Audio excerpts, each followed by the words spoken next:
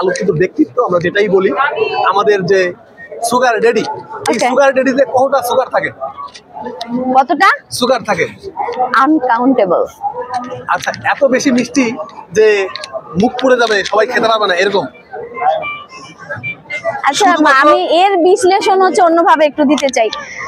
Sugar daddy বলেন বা চিচুরা বা যাই বলেন না কেন, এটা অ্যাকচুয়ালি মানে কিভাবে বোঝাই।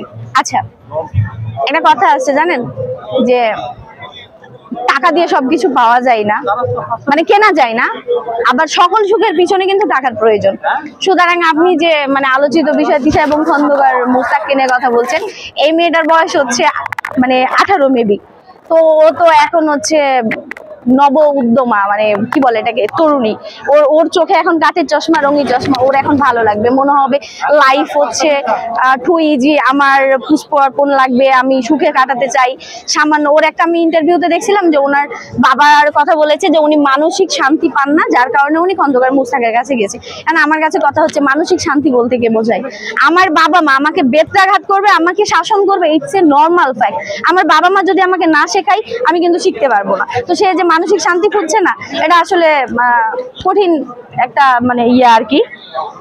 যাই হোক, ওটা নিয়ে আমরা, এবং তারা সাফল্য হচ্ছে কোথায় জানেন আপনি, আমি ওদেরকে নিয়ে আলোচনা করছি। আচ্ছা, আপনার কথা অনুযায়ী আমরা এটা পেলাম যে আমরা যেহেতু সমালোচনা করছি, আলোচনা করছি, এই কারণে তারা উঠে যাচ্ছে। আচ্ছা, আমার প্রশ্ন ছিল ওটা, সুগার ড্যাডি যে কথাটা বলা হয়েছে, একটা সুগার ড্যাডিতে কতটা সুগার থাকে? আনকাউন্টেবল ভাইয়া। সুগার বলতে আপনি সুগার যেমন হচ্ছে গোনা যায় না, তো ওই যে ক্ষেত্রে আপনারা বা আমরা ইউজ করতেছি সেক্ষেত্রে আসলে আনকাউন্টেবলই। তাদের কাছে টাকাটাই ফ্যাক্ট না, সুতরাং এখানে আসলে গোনার কোনো বিষয় নেই। তিশা ওই আনকাউন্টেবল যেটা, ওটা কাউন্ট করার জন্য গিয়েছে না, সে কাউন্ট করতে পারবে না, কারণ তার বয়স অল্প না, সে জীবন সম্পর্কে তার কোনো ধারণা নাই। সে মনে করতেছে এটাই আমি অনেক কিছু পেয়েছি, কিন্তু সে আমার কাছে যতটুকু মনে হয়েছে ওর কথাবার্তা শুনে, সে কিন্তু ট্যালেন্ট আছে, ভবিষ্যতে সে নিজে ভালো কিছু করতে পারবে। বই মেলায় এসেছেন, বই কিনতে আসছেন না দেখতে আসছেন? ডেফিনেটলি আমি বই কিনতে আসছি, কারণ এখানে এসে রং বকা শুনেছেন? হ্যাঁ, বকা শুনেছেন বই না পড়ার জন্য? অনেক শুনেছি, কারণ আমি মিডিল ক্লাস ফ্যামিলির মেয়ে, আমার বই পড়তে ভীষণ ভালো লাগে, বাবা মায়ের কাছে সবসময় চেয়েছি, যতটুকু বাবা মা পেরেছে আলহামদুলিল্লাহ আমাকে অনেক ভালো রেখেছে। শুনেছি। স্কুল পালাইছেন?